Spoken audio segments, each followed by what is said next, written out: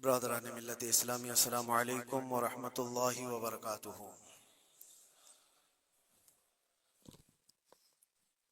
الحمد للہ وکفا وسلام علی حبیبہ المصطفى، اما بعد فاعوذ باللہ من الشیطان الرجیم، بسم اللہ الرحمن الرحیم۔ ان عدت الشہور عند اللہ 12 شہرا فی کتاب اللہ یوم خلق السماوات والارض منها 4 حرم ذلك الدین القیم الى آخر هذه الآیہ۔ صدق اللہ مولانا العظیم۔ بارگاہ رسالت محاب صلی اللہ علیہ وسلم میں درود پاک کا ہدیہ پیش کریں۔ اللہم صل علی سیدنا و مولانا محمد معدن الجود والکرم وآلہ واصحابہ الکرام وابنہ الکریم وبارک وسلم صلاة دائمة سرمدا ابدا۔ اسلامی سال کا پہلا دن ہے، محرم الحرام کی آج پہلی تاریخ، اور اللہ کا شکر ہے کہ یہ نیا سال جمعہ کے دن سے شروع ہو رہا ہے۔ اللہ تعالی اس نئے سال کو ہم سب کے لیے خیر و برکت والا سال بنائے۔ ویسے تو اے مومنوں، سال کی شروعات ہی سے مسلمانوں کو قربانی کا جذبہ سکھایا جاتا ہے۔ ذی الحجہ کے مہینے میں بہت بڑی قربانی، جس کو ذبح عظیم کہا ہے قرآن عظیم نے، سیدنا اسماعیل علیہ السلام کی قربانی کی یاد دلائی جاتی ہے۔ اور محرم آتے ہی شرق و غرب، شمال و جنوب، تمام تر مومنین کے درمیان ایک چرچا مشہور ہو جاتا ہے، وہ صبت رسول، لخت جگر بطول سیدہ فاطمۃ الزہرا کے آنکھوں کے نور سیدنا امام حسین اعظم رضی اللہ تعالی عنہ کی قربانی کے چرچے ہیں۔ اور میرے عزیزو، صدیاں بیت گئی سیدنا امام حسین کی قربانی کو لے کر، لیکن ذکر اب تک پرانا نہیں ہوا۔ ہر سال مسلمانوں کے درمیان یہ ذکر بڑے زور و شور سے آتا ہے، اور بڑے اہتمام کے ساتھ مومنین اس کا سننے کا اہتمام کرتے ہیں۔ میں ایک چیز آپ کو بتاؤں، کبھی کسی نے یہ نہیں کہا کہ ہر سال کربلا کی داستانیں کیوں سناتے ہیں۔ آدمی اگر ایک کہانی سنا ہو تو دوسری مرتبہ سننے کا اس کو دل نہیں کرتا، یا اگر بہت انٹرسٹڈ ہے تو دوسری مرتبہ سن لے گا، تیسری مرتبہ دل نہیں کرتا۔ لیکن مجھے بتاؤ، بچپن سے ہر سال آپ شوق سے سنتے ہیں یا نہیں امام حسین کو؟ اور کبھی مقرر سے یہ نہیں کہتے یا سنانے والے سے یہ نہیں کہتے کہ ہر سال یہی سنایا جا رہا ہے، بلکہ میں یہ کہتا ہوں، ہم اگر ہر سال کربلا کی داستانیں سناتے ہیں تو چلو مان لیا کہ کوئی مولوی صاحب لوگوں نے یہ شروع کر رکھا ہو، لیکن یہ کروڑوں کے عوام کیا پاگل ہے جو ہر سال سننا چاہتے ہیں؟ حقیقت میں بات یہ ہے، میں اس کو ایک فلسفے سے سمجھانا چاہتا ہوں۔ آپ کلمہ کون سا پڑھتے ہیں؟ لا الہ الا اللہ محمد رسول اللہ۔ آپ کے باپ کا کلمہ بھی یہی تھا، آپ کے دادا کا کلمہ بھی یہی تھا، پردادا کا بھی کلمہ یہی تھا، سالوں پہلے بھی جائیں تو صحابہ، تابعین، اولیاء کا کلمہ بھی یہی تھا۔ 14 صدیاں بیت گئی، ہر صدی میں یہی کلمہ، اور آج بھی ہم اس کلمے کو ایک ایک بار نہیں سینکڑوں مرتبہ پڑھتے ہیں، اپنے بچوں کو بھی یہی یاد دلاتے ہیں۔ لیکن کبھی یہ کیوں نہیں کہتے کہ یہ کلمہ بہت پرانا ہے، اسی کو کیوں پڑھا جاتا ہے؟ نیا کلمہ نہیں آئے گا، پرانا ہے، سب کو پتا ہے، لیکن پڑھنے میں کبھی کسی کو اکتاہٹ بھی نہیں آتی۔ کلمہ طیبہ جو پڑھتا ہے اسے اندازہ ہوتا ہوگا شوق سے اس کا ورد کرتا ہے۔ جہاں پر بھی ذکر کر کے دیکھیں آپ لا الہ الا اللہ محمد الرسول اللہ کا، اکتاہٹ نہیں آتی، بے چینی نہیں ہے، اس میں جدت ہے، اس میں نیا پن ہے۔ یہ کلمہ ہر صدی کا ہے، ہر زمانے کا ہے۔ تو 14 صدیوں سے جب کلمہ پرانا نہیں ہوا تو پھر وہ بات ہمیں یاد آتی، حسین اعظم ہے کون جس کو اس شعر سے سمجھا گیا ہے، سر داد نہ داد دست در دست یزید، حقا کے بنائے لا الہ است حسین، سر دے دیا ہاتھ نہ دیا یزید کے ہاتھ میں، اور حق تو یہ ہے کہ لا الہ کی جڑ کا نام حسین ہے۔ تو لا الہ کی جڑ کا نام، لا الہ کی بنیاد کا نام حسین ہے، تو جس طرح کلمہ پرانا نہیں ہوتا اسی طرح حسین کا تذکرہ بھی کبھی پرانا نہیں ہوتا۔ عزیزان گرامی، محرم الحرام یہ حرمت والے 4 مہینوں میں سے ایک ہے۔ سال کے 12 مہینوں میں اللہ تعالیٰ نے قرآن پاک میں فرمایا 4 مہینے حرمت والے ہیں، رجب اور پھر یہ ذی القعدہ، ذی الحجہ اور محرم، یہ 4 مہینے حرمت والے ہیں۔ اس میں جنگ و جدال، قتل و قتال سب حرام ہے۔ صرف آپس کی بات نہیں کر رہا میں، کسی دوسرے کے ساتھ بھی جو جنگیں ہوتی تھی اس وقت یہ سب حرام ہو جاتی، سب تلواریں نیچے رکھ لیے جاتے حرمت والے مہینوں۔ لیکن تف ہے، لعنت ہے اس یزیدی فوج پر جس نے حرمت والے مہینے کا بھی خیال نہیں کیا، اور نہ ہی کفار و مشرکین سے ان کا مقابلہ تھا، بلکہ رسول اللہ کے گھر والوں سے مقابلہ تھا، اہل بیت اطہار سے مقابلہ تھا۔ حرمت والے مہینوں کی دھجیاں اڑا دی گئی، کربلا کے اس میدان کو پورا لالا زار کر دیا، اس طرح خون ریز کر دیا گیا، ہر جگہ اہل بیت کے ٹکڑے نظر آتے تھے۔ وہ ایک عظیم سانحہ ہے، ایک عظیم حادثہ ہے جس کو رہتی دنیا تک بھلایا نہیں جا سکتا۔ آج میں تھوڑی باتیں عرض کر کے آپ کے سامنے یہ بات رکھوں گا۔ اللہ کے نبی صلی اللہ تعالیٰ علیہ وسلم نے اس حرمت والے مہینے کی فضیلت بھی بیان فرمائی، اور اس محرم میں حضرت حفصہ رضی اللہ تعالیٰ عنہ جو حضور کی زوجہ ہیں، وہ فرماتی ہیں رسول پاک صلی اللہ تعالیٰ علیہ وسلم 4 عمل زندگی میں کبھی ترک نہیں کرتے تھے، چھوڑتے نہیں تھے۔ وہ کیا ہے؟ تو آپ فرماتی ہیں ان میں سے ایک عاشورہ کا روزہ حضور کبھی نہیں چھوڑتے تھے۔ عاشورہ کا روزہ رسول پاک صلی اللہ تعالیٰ علیہ وسلم کبھی ترک نہیں فرماتے، اس کی بڑی فضیلت ہے۔ یہ عاشورہ کیا ہے؟ 10ویں محرم کے دن کو عاشورہ کہا جاتا ہے، بڑا تاریخی دن ہے، اور بلکہ اللہ کے نبی صلی اللہ علیہ وسلم نے یہ بھی فرمایا قیامت بھی اسی دن کو آنے والی ہے۔ 10 محرم الحرام ہوگی اور جمعہ کا دن ہی ہوگا جس دن سور پھونکا جائے گا اور پوری دنیا فنا کر دی جائے گی اور قیامت کا منظر قائم ہو جائے گا۔ عاشورہ کا دن آتا ہے تو اے مومنوں سب کے سب اللہ کی بارگاہ میں دوڑ آ جاؤ، عبادت کے لیے لگ جاؤ، اور اس دن یہ یاد کرنا چاہیے کہ یہی وہ دن ہوگا جب ہمیں بارگاہ رب العزت میں کھڑا کیا جائے گا۔ اولین سے لے کر آخرین تک جتنے بھی پیدا ہوئے اس روئے زمین پر سب کو اٹھایا جائے گا، حساب و کتاب ہوگا، اور وہ 50,000 سال کے برابر کا ایک دن ہوگا۔ اس دن کو یاد کر کے عاشورہ کا اہتمام کرنا ضروری ہے۔ عاشورہ میں تو ویسی یادگاریں بہت ہیں۔ آدم علیہ السلام کے متعلق ان کی توبہ اسی دن قبول ہوئی۔ نوح علیہ السلام کی قوم پر جو عذاب آیا تھا طوفان کا، وہ طوفان نوح سے کشتی کو جو نجات ملی نوح علیہ السلام کی، وہ بھی عاشورہ کا دن تھا۔ سیدنا یونس علیہ السلام کو مچھلی کے پیٹ سے باہر نکالا گیا، وہ بھی عاشورہ کا دن تھا۔ موسیٰ علیہ السلام کو فرعون سے نجات دی گئی، فرعون غرق ہو گیا، پانی میں ڈبو دیا گیا، وہ بھی عاشورہ کا دن تھا۔ بہت ساری اس طرح کی تاریخی چیزیں عاشورہ کے دن، لیکن یہ ساری تاریخوں پر ایک تاریخ غالب آ جاتی ہے، وہ رسول اللہ کے نواسے کی قربانی کا دن، اس لیے کہ وہ پوری امت کو ہلا دینے والا حادثہ ہے۔ نبی آخر الزمان صلی اللہ تعالی علیہ وسلم نے اپنے اس لخت جگر کو، اپنے اس نور نظر کو، جس کے لیے اپنے سجدے لمبے کر دیا کرتے تھے، جانتے ہیں آپ حضور پاک صلی اللہ علیہ وسلم کے ایک بیٹے تھے حضرت ابراہیم، اور یہ اسی زمانے کے ہیں جب حضرت امام حسین بھی پیدا ہوئے تھے، اور حضور کی گود میں آپ کے اپنے بیٹے بھی تھے۔ حضور صلی اللہ تعالی علیہ وسلم کے وہ ایک ہی بیٹے ہیں جو 6 مہینے تک زندہ رہے۔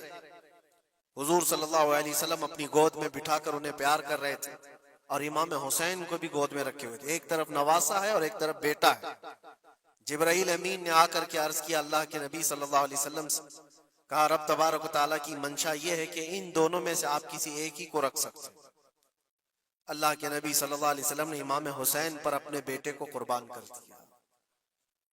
کہا اے جبرائیل, حسین کو رہنے دو, اس لیے کہ یہ میری آنکھوں کا بھی نور ہے اور فاطمہ کی آنکھوں کا بھی نور ہے.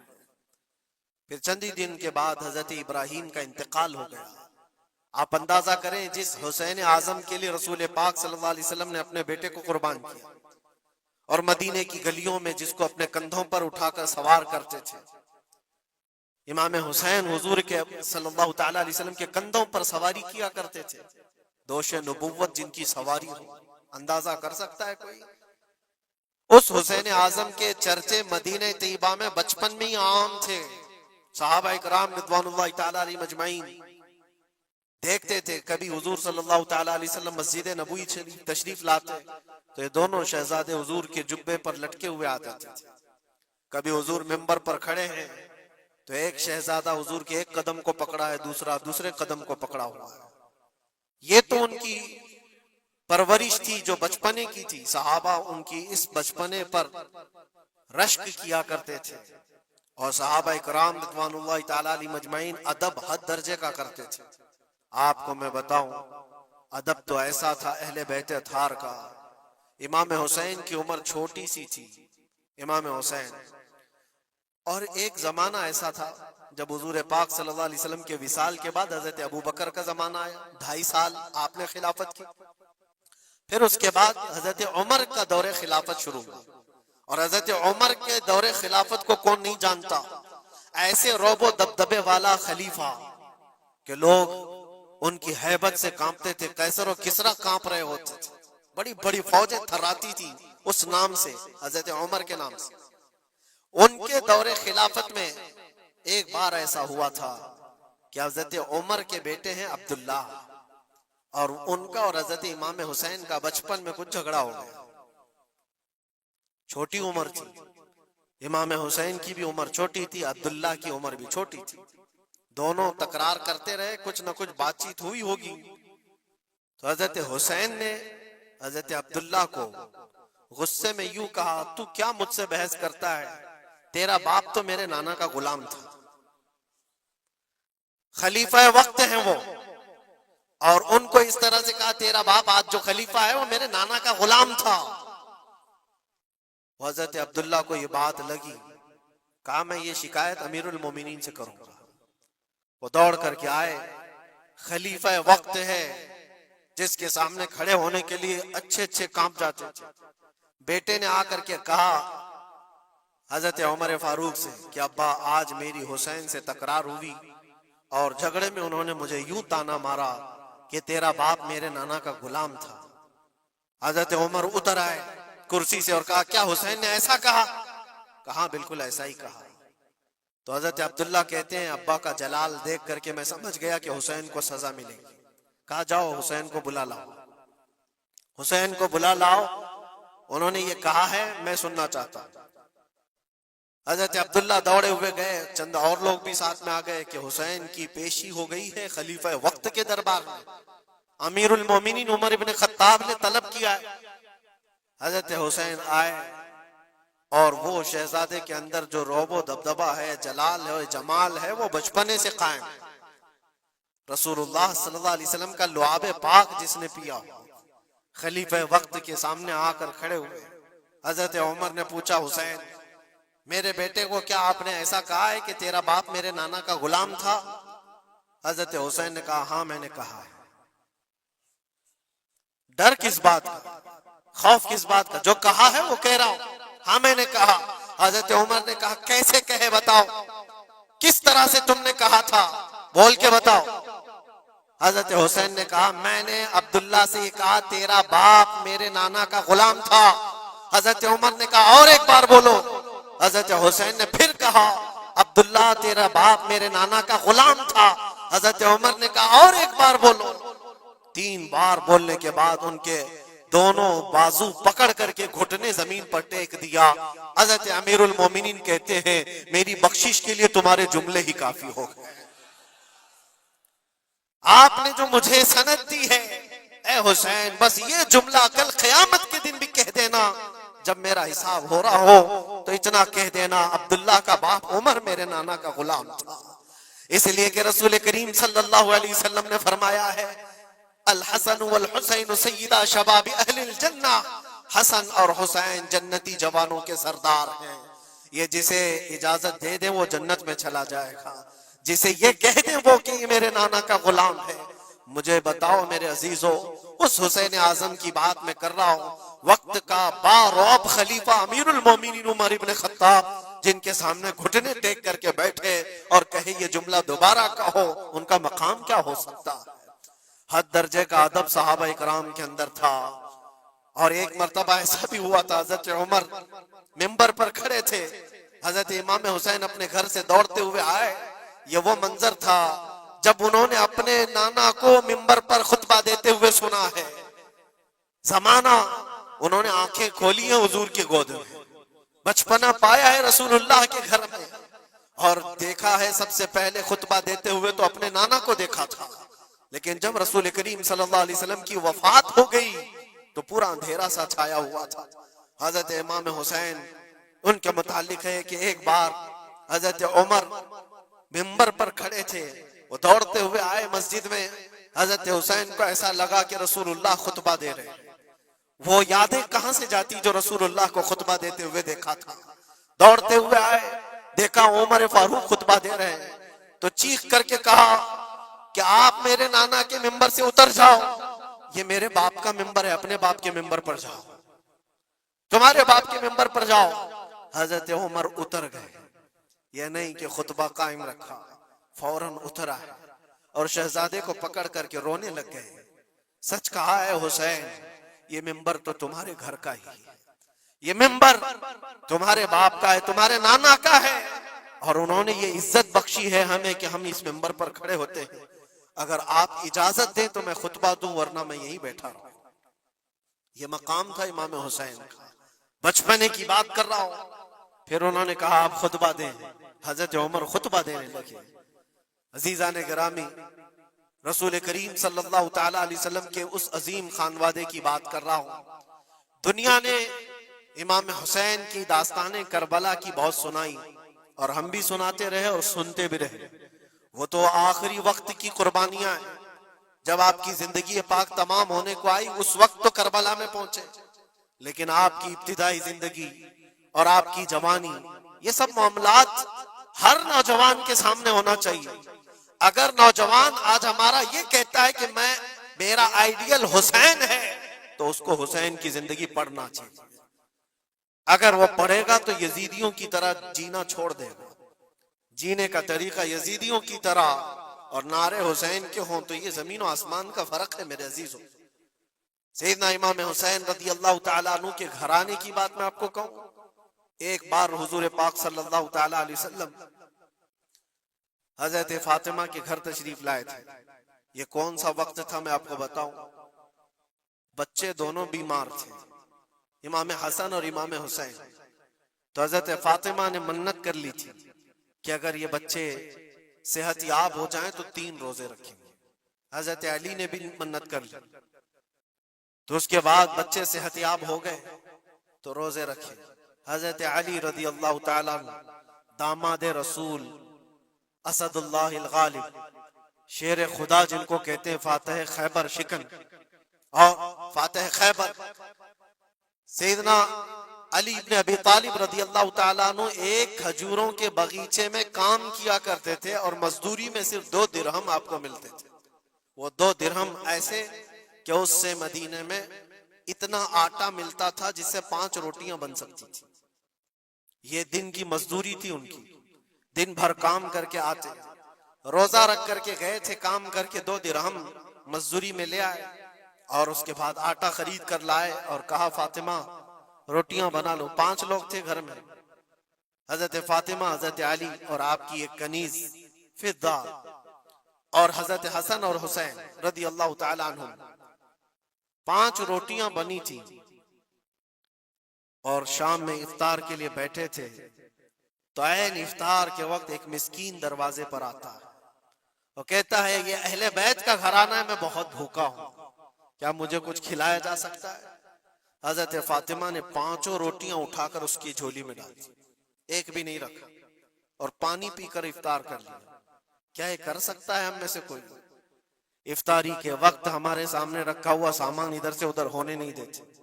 کوئی تمہارا شربت تھوڑا سا اٹھا لے تو دیکھو پارا کتنا چڑھ جاتا ہے۔ افطاری کے وقت تو سب کو بھوک شدت کی لگی رہتی ہے، اور اس وقت گھر میں جو موجود ہے وہ اٹھا کے دے دینا۔ مسکین تو لے کر چلا گیا، اور یہ پانی سے افطار کر کے رہ گئے، رات کو اسی پانی سے سحری بھی، دوسرا روزہ تھا۔ حضرت علی مزدوری پر گئے، پھر وہی مزدوری، اور آٹا لائے، 5 روٹیاں بنی، اور افطار میں بیٹھے تھے کہ ایک یتیم بچہ آ گیا جس کے ماں باپ نہیں تھے۔ اس نے آواز لگانی شروع کی کہ میرا کوئی نہیں ہے، میرا آسرا نہیں ہے، میرا باپ نہیں ہے، میں یتیم ہوں، کیا مجھے اس گھر سے کھلایا جا سکتا ہے؟ آج حضرت فاطمہ نے وہ 5 روٹیاں اٹھائی، اس کی جھولی میں ڈال دی، کہا صبر کر لو، ہم پانی پی لیں گے۔ پانی پی کر دوسرا دن افطار کر لیا انہوں نے، اور اس دن اسی طرح سے سحری کیے، اور تیسرا روزہ تھا۔ کون رکھ سکتا ہے میرے عزیز؟ ایک روزہ ہی لوگوں کے لیے کتنا بھاری ہوتا ہے، تیسرا روزہ تھا بغیر کسی چیز کے کھائے ہوئے، اور تیسرے روزے کے بعد پھر مزدوری کی حضرت علی نے، پھر اتنی مزدوری سے آٹا خرید لائے، 5 روٹیاں بنی، اور آج ان کے کھانے کا وقت تھا، افطاری کرنے ہی والے تھے۔ جیل سے چھوٹا ہوا ایک قیدی ان کے گھر کے پاس آیا، قیدی تھا جو برسوں سے جیل کی سزا کاٹ رہا تھا، اچانک آیا اور کہا میں بہت بھوکا ہوں، میرے پاس کوئی اسباب نہیں، کھانے پینے کا کوئی سامان نہیں، اور میں نے اس گھرانے کی بڑی تعریف سنی ہے، یہ اہل بیت کا گھرانہ ہے، کیا مجھے کھلایا جا سکتا ہے؟ یقیناً وہ لجپال گھرانہ ہے، وہ سخی گھرانہ ہے۔ آج بھی 5 روٹیاں اٹھائی اور ڈال دی، اور حالت یہ ہو گئی تھی کہ سب کا پیٹ پیٹ سے لگ گیا تھا، اور آواز نہیں نکل رہی تھی کسی کی۔ تیسرا دن گزرا تھا، اور اس وقت سب حسنین کریمین طاق میں دبکے ہوئے اندر بیٹھے ہوئے تھے، حضرت علی جھکے ہوئے تھے، حضرت فاطمہ بھی وہ سجدے میں تھی۔ رسول کریم صلی اللہ تعالی علیہ وسلم اس حالت میں اس گھرانے میں تشریف لاتے، اور آئے آواز دیا تو آواز کسی کی نکل نہیں رہی، سناٹا ہے گھر میں۔ دیکھا تو حسنین کریمین جسم پورا لاغر دکھ رہا ہے، دیوار سے دبکے ہوئے بیٹھے ہیں، حضرت فاطمہ الگ، حضرت علی الگ۔ یہ کیا منظر ہے؟ یہ اہل بیت وہ ہیں جو فاقہ کرتے تھے لیکن شکایت کسی کے پاس کرتے نہیں تھے۔ یہ نہیں کہ ہمارے گھر میں کچھ نہیں ہے، کبھی نہیں کہا، اسی طرح بیٹھے رہے۔ اللہ کے نبی صلی اللہ علیہ وسلم پوچھ رہے تھے تمہیں کیا ہو گیا؟ اسی اسنا میں ان کا جواب آنے سے پہلے جبرائیل امین آیت لے کر کے آ گئے، آیت لے کر کے آ گئے۔ قرآن پاک کی آیت سورہ دہر میں آج بھی موجود ہے، اللہ تعالیٰ فرماتا ہے وَيُطْعِمُونَ الطَّعَامَ عَلَى حُبِّهِ مِسْكِينًا وَيَتِيمًا وَأَسِيرًا۔ اے رسول پاک، یہ وہ گھرانہ ہے جو اللہ کی محبت میں کبھی مسکین کو کھلاتا ہے، کبھی یتیم کو کھلاتا ہے، اور کبھی قیدیوں کو کھلاتا ہے۔ اور حضور کو حضرت جبرائیل نے بشارت دی، نہ وہ مسکین گھر پہ آیا تھا، نہ یتیم گھر پہ آیا تھا، نہ قیدی گھر پہ آیا تھا، وہ تو اللہ کا فرشتہ تھا جو اہل بیت کا امتحان لے رہا تھا۔ اور یہ اہل بیت کا گھرانہ امتحان میں مکمل کامیاب ہے، اور ان کے کھانے کے لیے اللہ تعالیٰ جنت سے کھانے نعمت اتار رہا ہے۔ یہ وہ گھرانہ تھا۔ کیا اس صبر کو آپ دیکھ سکتے ہیں بچپن میں جہاں اتنا صبر سکھایا گیا ہو؟ بچوں نے یہ الجھ کر کے کہا ہو کہ ماں کیوں دے رہی ہو روٹیاں، ہمارے لیے بھی تو کچھ رکھو۔ یہ وہ آداب تھے، یہ وہ پرورش تھی جو کربلا کے میدان میں ان کو جبل استقامت بنایا ہوا تھا۔ ٹس سے مس نہیں ہوتے تھے، یہ اچانک آئی ہوئی پرورش نہیں تھی، اچانک ملی ہوئی تربیت نہیں تھی، ان کی گٹھی میں گھول کر کے پلائی گئی ہوئی تربیت تھی۔ حسنین کریمین کو یہ صبر و استقامت ان کی ماں اور ان کے باپ نے اس وقت سے دیا ہے جب ابھی وہ شعور کی آنکھیں کھول رہے تھے۔ عزیزان گرامی وقار، استقامت کس کو کہتے ہیں؟ یہی ایک جملہ، ایک لفظ یاد کر لو، بس کافی ہے۔ آج میرا میسج اتنا ہی ہے، استقامت ہے صرف اور صرف ظلم سہ کر کے مر جانا، یہ کوئی کمال کی بات نہیں۔ ظالم کے سامنے ڈٹے رہنا اور حق بات کا اعلان کرنا، یہ استقامت ہے۔ اور یہ ساری کرامتوں سے بڑھ کر کے ہے، ساری کرامتیں۔ جو بھی ولی کرامت دکھاتا ہے وہ نبوت کا پرتو ہوتا ہے، معجزے کا پرتو ہوتا ہے۔ نبی معجزہ دکھاتے ہیں۔ معجزہ کیا ہے؟ ایسا کام جو عام انسان نہیں کر سکتا۔ جیسے حضرت موسیٰ علیہ السلام نے اپنے لکڑی کو زمین پر ڈالا تو وہ سانپ بن گیا، اژدھا بن گیا۔ حضرت عیسیٰ علیہ السلام مٹی کے پرندے کو پھونک مارتے تھے تو وہ اڑ جاتا تھا، یہ معجزہ ہے۔ اور ولی سے جو کام صادر ہوتا ہے ایسا جو عام انسان نہیں کر سکتا، اس کو کیا کہتے ہیں؟ کرامت۔ ولی سے کرامت ثابت ہوتی ہے۔ بہت سارے اولیاء کرام سے کرامتیں صادر ہوئی۔ سرکار غوث پاک رضی اللہ تعالیٰ عنہ کی کرامتیں بہت ہیں، سرکار غریب نواز کی کرامت ہے، بہت سارے اولیاء کرام کی بہت سی کرامتیں۔ انہوں نے کبھی پانی پر اپنے مصلے بچھائے، کبھی ہواؤں میں چل کے دکھائے، یا پھر محیر العقول کام جو عام انسان کی سمجھ میں نہ آئے، یہ سب کرامتیں دیکھ کر انسان حیرت میں آ جاتا ہے، ایسا کیسے؟ اور آج بھی سارے لوگ اسی چکر میں باباؤں کے پیچھے گھومتے رہتے ہیں کہ کوئی چمتکار دکھ جائے، چمتکار نظر آ جائے۔ چمتکار دیکھنے کے لیے انسان پاگل ہو جاتا ہے، اسی جو آپ کی زبان میں چمتکار۔ اور کرامت الگ چیز ہے، جادوگر کوئی چیز دکھا رہا ہے وہ چمتکار ہے۔ کرامت دیکھ کر کے تم یہ سمجھنے لگتے ہو اس سے بڑا کوئی ہو ہی نہیں سکتا، اس سے بڑا کوئی نہیں ہو سکتا۔ اگر تمہارے سامنے کوئی بابا ہوا میں اڑ کے دکھا دیا تو ہو گیا پھر تمہارا، ساری چیزیں اس کے پیچھے قربان، اس سے پہنچا ہوا کوئی نہیں۔ میں آپ کو کہتا ہوں دنیا کی ساری کرامتیں ایک جگہ پر حق بات پر اٹل ہو جانا استقامت اس سے بڑھ کر کے۔ وہ امام حسین نے کربلا کے میدان میں دکھایا ہے۔ کرامت کیا ہے؟ امام حسین نہیں دکھا سکتے تھے؟ ارے سارے اولیاء جن کے قدموں سے لگے ہوئے ہو، جہاں سے ولایت بٹ رہی ہو، حضرت مولا علی کو کیا کہتے ہیں؟ شاہ ولایت کہا جاتا ہے۔ سارے اولیاء کرام کی ولایت وہاں جاتی ہے، تو کیا امام حسین کربلا میں اپنی کرامت دکھا کر کے قابو نہیں کر سکتے تھے؟ اور لوگوں کے اس ذہن میں آنے والے سوال کو دور کرنے کے لیے امام حسین کے شہزادوں میں 600 سال بعد آنے والے غریب نواز نے اجمیر کی دھرتی پر دکھایا بھی تھا، تم اگر پانی بند کرتے ہو تو معین الدین ایک کھٹوری میں پورا پانی سما سکتا ہے۔ کیا نہیں ہوئی تھی؟ انا ساگر کا پورا پانی ایک کھٹوری میں سرکار غریب نواز کے حکم پر نہیں جمع ہوا تھا، اور آپ نے چھوڑ دیا تو پانی پورا چلا گیا۔ وہ 600 سال بعد آنے والے غریب نواز جو امام حسین کی اولاد میں سے اتنے سالوں بعد آنے والی اولاد میں یہ پاور ہے، یہ طاقت ہے، تو حسین کے ہاتھوں میں کیا طاقت ہو سکتی؟ ارے دریائے فرات تو ان کے قدموں سے لگ کر کے بہتا اگر حکم دیتے، لیکن امام حسین رضی اللہ تعالیٰ عنہ کرامت سے اگر وہ معاملہ حل کر دیتے تو ہم جیسے نکموں کے لیے آئیڈیل کون ہوتا؟ ہم جیسے غریبوں کے لیے آئیڈیل کون ہوتا؟ وہ تو بڑے لوگ تھے، متقی تھے، پرہیزگار تھے، رسول اللہ کے خاندان سے تھے، انہوں نے کرامتوں سے ان معاملات کو حل کیا ہوگا۔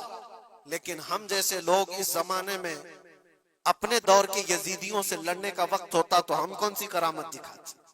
اسی لیے امام حسین نے قیامت تک آنے والے مسلمانوں کے لیے کرامت دکھا کر کے اس میدان کو فتح نہیں کیا، استقامت دکھا کر۔ یہ میسج تھا کہ اے مسلمانوں، جیسی بھی بڑی طاقت تمہارے سامنے آئے ڈٹے رہو، جمے رہو، اور مرنے کا خوف نہ رکھو۔ اگر کٹ جاتے ہو، مر جاتے ہو تو کوئی فرق نہیں پڑتا، کیونکہ رب تبارک و تعالیٰ نے پہلے ہی قرآن میں گواہی دے دی ہے وَلَا تَقُولُوا لِمَنْ يُقْتَلُ فِي سَبِيلِ اللَّهِ أَمْوَاتٌ بَلْ أَحْيَاءٌ وَلَكِنْ لَا تَشْعُرُونَ۔ جو اللہ کی راہ میں مارے جائیں انہیں مردہ نہ کہو، وہ زندہ ہیں، تمہیں اس کا شعور نہیں۔ اور وہ زندگی تو آج بھی ہم دیکھ رہے ہیں، آج بھی ہم دیکھ رہے ہیں، اسلام زندہ ہوتا ہے ہر کربلا کے بعد۔ کیا یہ نہیں دیکھ رہے؟ ہر گھر پہ امام حسین کے چرچے، جلنے والے ہوں گے، کڑنے والے ہوں گے، لیکن ان کو انگلیوں پہ گنا جا سکتا ہے، باقی چاہنے والوں کی تعداد ستاروں سے زیادہ ہے۔ امام حسین کا جھنڈا آج بھی اسی طرح لہرا رہا ہے۔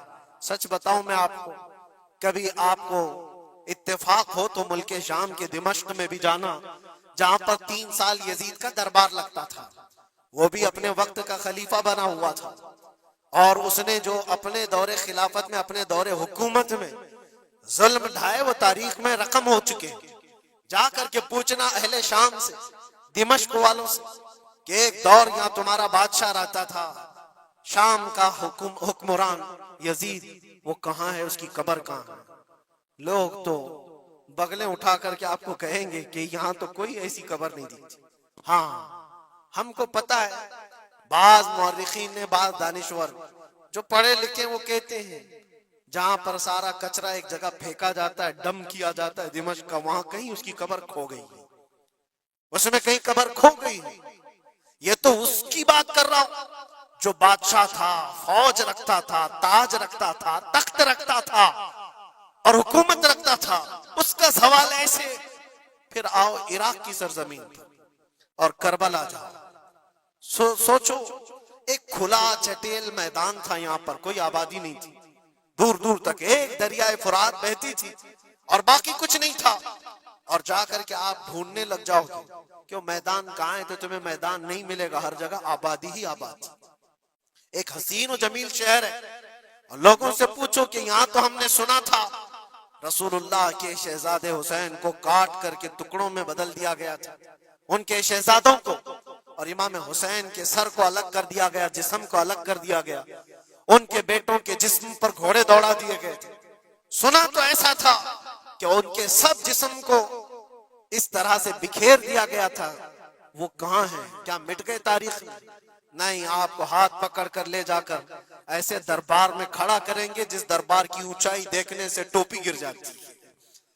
اس حسین دربار کو دیکھتے ہی دل میں ہیبت طاری ہوتی ہے، اور پھر تم بے اختیار یہ کہہ دو گے، حسین کا دربار دیکھتے ہی تمہاری زبان سے یہ الفاظ نکل پڑیں گے، شاہ است حسین، بادشاہ است حسین۔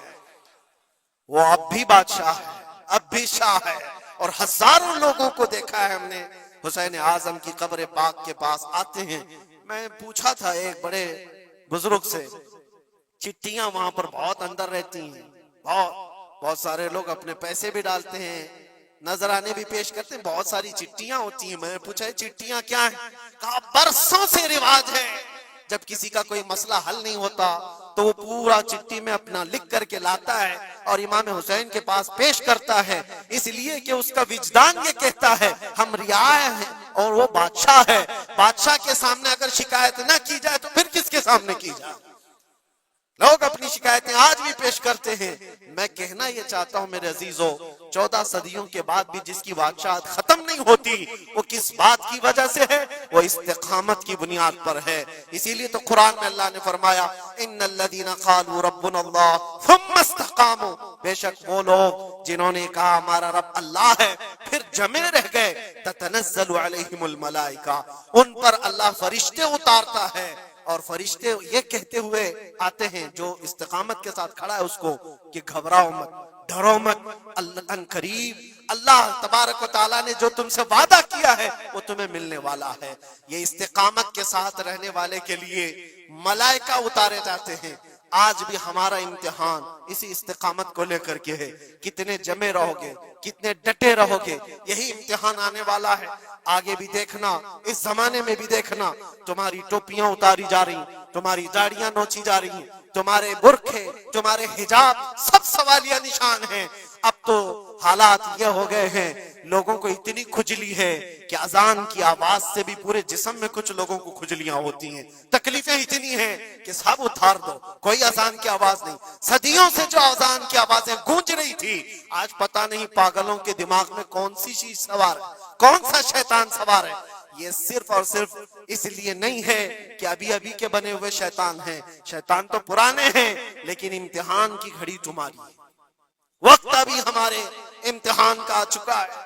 یہ جو پوری دنیا کے حالات آپ دیکھ رہے ہیں، ان حالات میں بھی میرے عزیزو ایک بات یاد رکھنا، بہت سارے طوفان، بہت ساری آندھیاں آئیں گی، اگر تم ایمان کی حفاظت کے ساتھ اس دنیا سے گئے تو امن میں ہو، ورنہ اللہ کے نبی صلی اللہ علیہ وسلم نے اسی زمانے کے لیے فرمایا تھا وہ زمانہ آئے گا میری امت پر کہ صبح مومن ہوں گے، شام میں کافر ہو جائیں گے، شام میں مومن سوئیں گے، صبح کافر اٹھیں گے۔ وہ اس زمانے میں ہم آ چکے ہیں جہاں ایمان کا سودا ہونے لگ گیا ہے. لوگ تو آج مجھے پتا ہے میں ہر چیز پر بات کروں تو بہت لمبی بات چلی جائے گی. ہماری قوم میں سب سے زیادہ وہ غدار لوگ موجود ہیں جو چند ٹکوں کے لیے، جو چند پیسوں کے لیے مخبری کیا کرتے ہیں اور ایمان بیچتے ہیں. ان کو کیا حاصل ہوتا ہے؟ اپنی قوم کی خبریں جا کر کے لوگوں کو پہنچانا، پولیس کو خبر دینا، اس کو خبر دینا، نیتاؤں کی چاٹو گیری کرنا. یہ سب چیزیں تمہارے ہاں کہاں سے آ گئی؟ تم تو خیر امت ہو. حسین اعظم کے غلاموں میں تمہارا نام ہوتا ہے. تمہارا سینہ تو ایسا ہونا چاہیے کہ کبھی تمہیں کوئی غلامی پہ جھکا نہ سکے.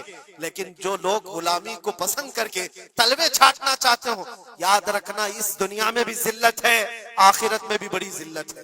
بہت بڑی ذلت کا توق اٹھا کر کے اٹھائے جائیں گے. اسی لیے باز آؤ اے نوجوانوں، میں آپ سے کہتا ہوں، لالچ پر، پیسوں پر، تھوڑی سہولت دینے پر اگر تم بک جاتے ہو تو تم سے زیادہ اس روئے زمین پر کوئی بدنصیب نہیں ہوگا، کوئی بدنصیب نہیں ہوگا.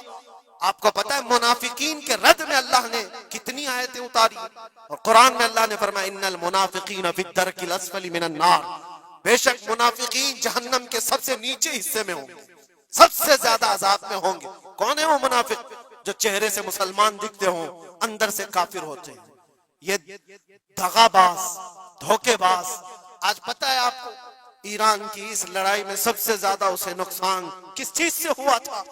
میں اس جنگ پر بات نہیں کر رہا، لیکن اس مقابلے کو آپ اپنے سامنے جو پیش آ رہی ہیں ان حالات کو دیکھ کر کے سمجھو. سب سے زیادہ یہودیوں کی طرف سے نہیں، ان کی قوم میں موجود ان کے غداروں سے تھا، جنہوں نے جگہ جگہ بم اڑائے، جگہ جگہ اسرائیل کا کام کیا وہاں پر. یہ سارے ہر زمانے میں ہوتے ہیں. ان کو کیا فائدہ تھا؟ ان کو کیا چیز ملنے والی تھی؟ بس تھوڑے سے پیسے یا تھوڑی سی سہولتیں یا تھوڑا سا دنیا کا عیش ملتا. یہ ہر زمانے میں ہوتا ہے. یہ تمہاری زندگی میں کبھی آفر آئے تو ٹھکرا دینا، اس لیے کہ رسول اللہ سے غداری کبھی نہیں کرنا. حضور پاک صلی اللہ تعالی علیہ وسلم کو قبر میں بھی تمہیں منہ دکھانا ہے اور حشر میں بھی منہ دکھانا ہے. آج تمہاری دشمنی بھی اگر کسی مسلمان سے ہو جائے تو اس کی خبر گیری کرنا یا اس کی جاسوسی کر کے دوسرے تک پہنچانا، یہ سخت قبیح کام ہے، بہت ہی برا فعل ہے. اس اللہ تعالیٰ کی اس پر لعنت ہے جو اس طرح کے کاموں میں مصروف ہے. غداروں سے بہت بڑا نقصان ہے. آج استقامت کی بات میں کر رہا ہوں، ایسے حالات بھی تمہارے ساتھ آئیں گے، تمہارے اپنے ٹوٹ جائیں گے، بکھر جائیں گے، لوگ چھوڑ کر کے غداری کریں. آپ کو میں بتاؤں، میں قید کے حالت میں تھا، 22 دن تک مجھے ادھر سے ادھر گھمایا جا رہا تھا انویسٹیگیشن کے نام پر. ایسا لگ رہا تھا کہ یہ بہت بڑا کوئی آتنکوادی پکڑ کر کے لائے، پورا جلوس لے کر کے گھوم رہے. ارے دو جملے کیا بول لے جس کی بنیاد پر اتنے ساری تم نے گھما دیے ساری چیزیں. میں کبھی بولتا نہیں اس چیز پر. آج میں آپ کو بتا رہا ہوں، میرے سامنے بیٹھا ہوا آفیسر جو انویسٹیگیشن کر رہا ہو، اسے تو 5 چیزیں معلوم تھی، وہ یہ چیزیں پوچھ رہا ہے، لیکن سامنے مجھے خود اس نے بتایا. تھوڑی دیر کے بعد میسج آتا ہے، پھر میسج آتا ہے، پھر میسج آتا ہے، اور وہ ہنس رہا ہے اور کہہ رہا ہے مفتی صاحب یہ دیکھو آپ کے فلاں حضرت نے میسج دیا، آپ کی اس تقریر کی کلپ ان کو بھیجیے، یہ بھی پوچھو ان سے، یہ بھی پوچھو ان سے. مجھے سب پتا ہے، میں کبھی اس چیز کو اظہار میں نہیں لاؤں گا، لیکن اس کا انصاف اللہ کی بارگاہ میں ہوگا، اللہ کی بارگاہ میں فیصلہ ہوگا. اور جب رسول اللہ کے دربار میں ہم کھڑے ہوں گے تو دیکھنا ہم کس کے ساتھ ہوں گے اور تم کس کے ساتھ کھڑے رہو گے. دیکھنا اس بات کو. ایک بندہ رسول اللہ کی عزت کے لیے کفار و مشرکین کے نرغے میں بیٹھا ہو اور تم اپنی روٹیاں سیکنے کے لیے اس کے سامنے ہماری جاسوسی کرتے ہو اور اس سے کہتے ہو کسی حالت میں چھوڑنا مت، کسی حالت میں چھوڑنا مت.